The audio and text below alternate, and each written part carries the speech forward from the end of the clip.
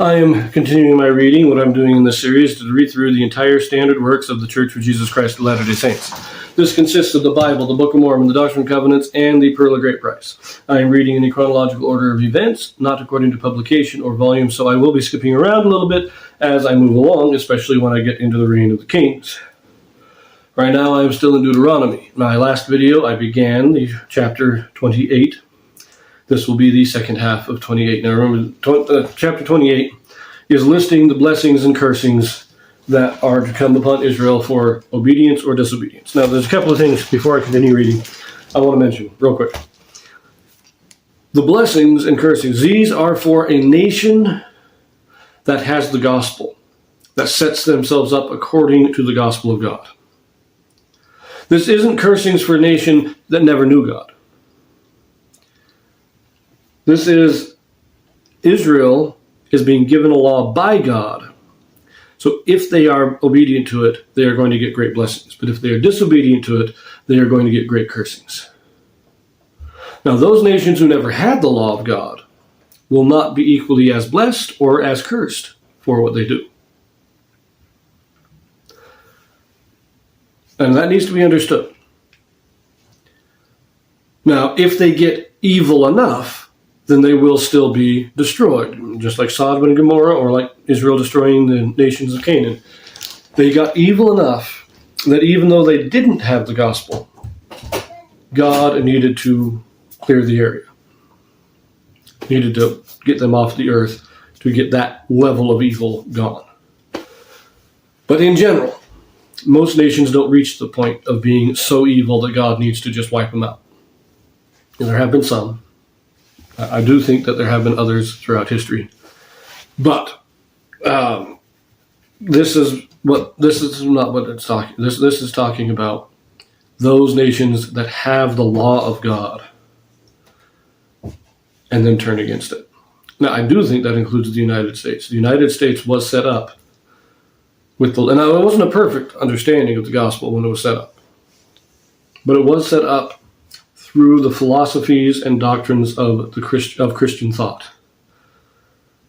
It was based on Christian values. And because of that, when we turn against those values, we will incur a higher cursing than a nation that never had those values. Now, having said all that, let us get into chapter 28. Let's just start at verse 35. This is where we left off. We're just going to continue the list of cursings, I believe. So here we go, verse 35. The Lord shall smite thee in the knees and in the legs with a sore botch that cannot be healed, from the sole of thy foot unto the top of thy head. The Lord shall bring thee and thy king, which thou shalt set over thee, unto a nation which neither thou nor thy fathers have known. And there shalt thou serve other gods, wood and stone. And thou shalt become an astonishment, a proverb and a byword among all nations whither the Lord shall lead thee. Thou shalt carry much seed out into the field, and shalt gather but little in, for the locust shall consume it. Thou shalt plant vineyards and dress them, but shalt neither drink of the wine nor gather the grapes, for the worms shall eat them. Thou shalt have olive trees throughout all thy coasts, but thou shalt not anoint thyself with the oil, for thine olive shall cast his fruit. Thou shalt beget sons and daughters, but thou shalt not enjoy them, for they shall go into captivity. All thy trees and fruit of thy land shall the locust consume. Now let's pause for a minute. There's a couple of phrases here that I just want. To cast your fruit means means the fruit falls from the tree before it's ripe. When an olive tree casts its fruit, the fruit, if I remember correctly, the fruit is unripe, meaning it is not moist. It is still solid and hard and has no oil in it, so that you can't get the oil. A couple other things here. To be a proverb and a byword and astonishment.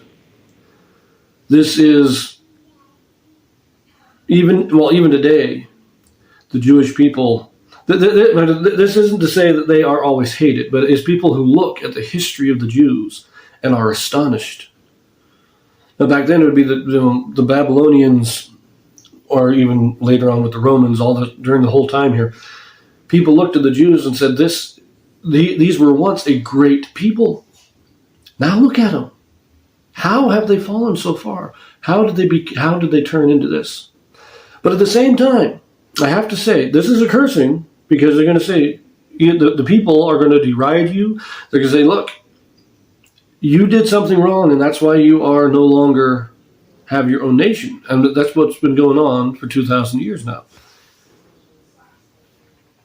But at the same time, there are other peoples, other nations that are destroyed and have been lost to history.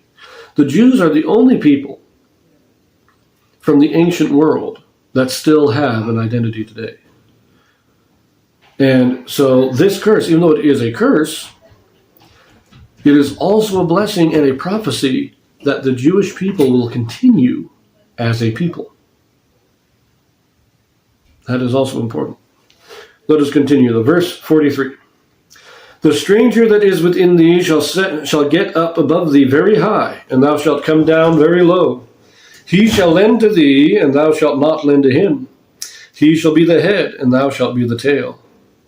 Moreover, all these curses shall come upon thee, and shall pursue thee, and overtake thee, till thou be destroyed, because thou hearkenedest not unto the voice of the Lord thy God, to keep his commandments and his statutes which he commanded thee. And they shall be upon thee for a sign and for a wonder, and upon thy seed forever.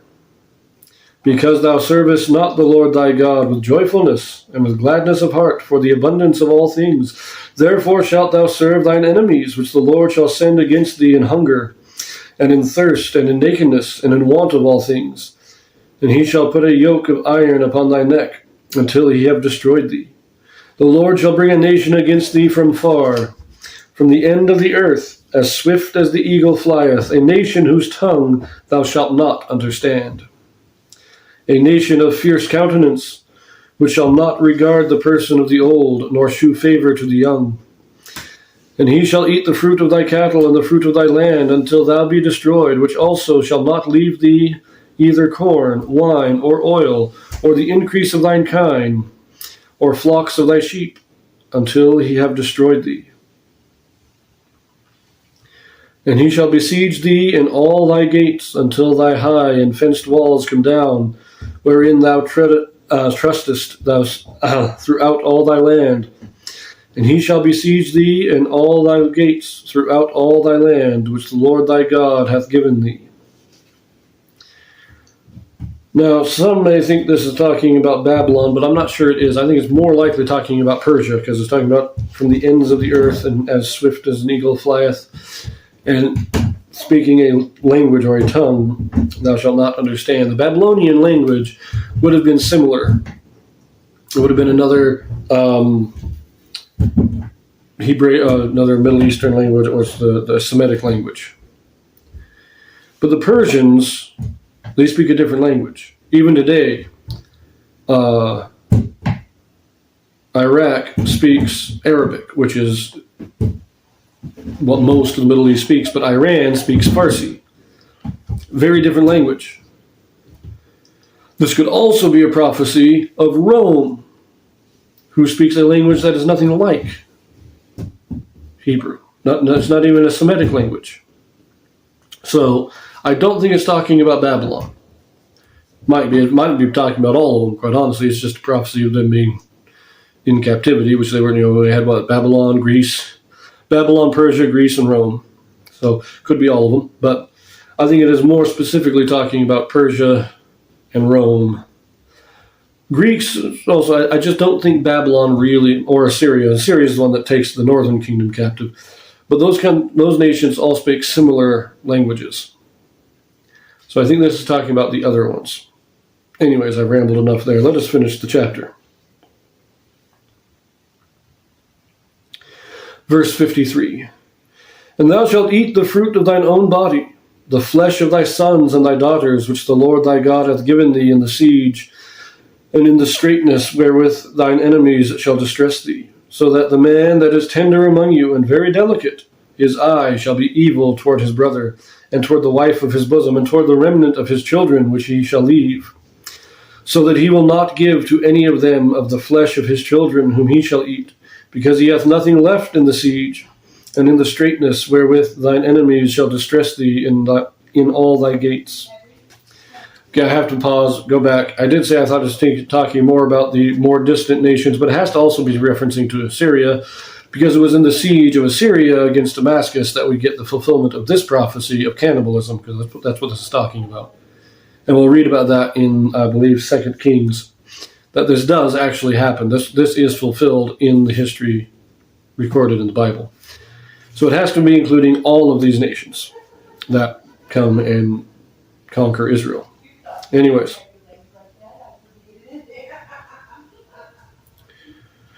Verse 56.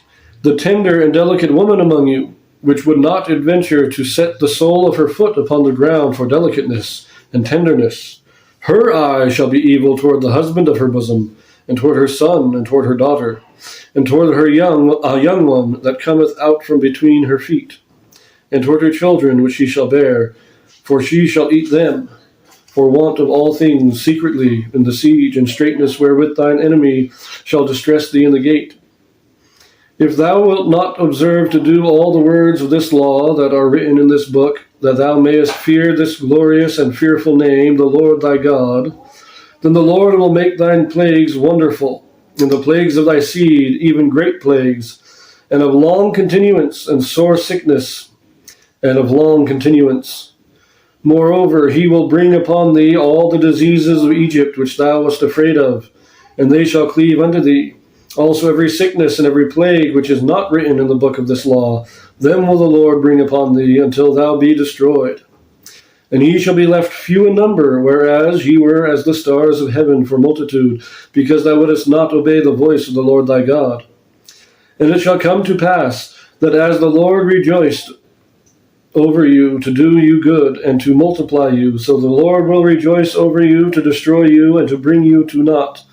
And ye shall be plucked from off the land whither thou goest to possess it. And the Lord shall scatter thee among all people, from the one end of the earth even unto the other. And there thou shalt serve other gods, which neither thou nor thy fathers have known, even wood and stone. And among these nations shalt thou find no ease, neither shall the sole of thy foot have rest. But the Lord shall give thee there a trembling heart, and failing of eyes, and sorrow of mind.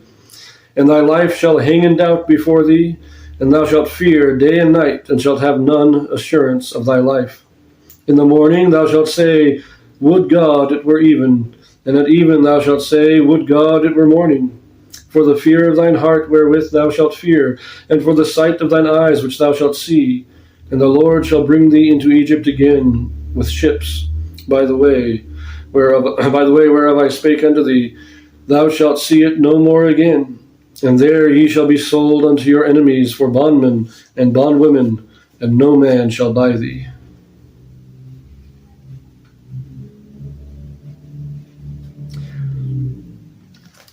So, there you have it. This is talking about even through the modern day. They rejected God. They've not had their own nation since the time of Christ, since shortly after Christ anyways. They've just been scattered. This is what this is prophesying of. Not only have they been scattered, their future has been uncertain in every nation they have been in. They have been persecuted, they have been driven. The Jews have not known peace. So this prophecy, these cursings have been fulfilled completely. Now, the reference to Egypt is not necessarily a reference to Egypt itself, but it says in the footnotes that it is a metaphorical reference to captivity in general, as in, you will go into captivity as you were in Egypt, so it will be again. So, but I will say there were many Jews who did flee into Egypt at the time of the Babylonian captivity, and they became basically in captivity in Egypt at the time. So it does have a literal fulfillment, a literal fulfillment as well as a metaphorical fulfillment. But this one is a bit longer, so I will leave this video here, and I will see you in the next one.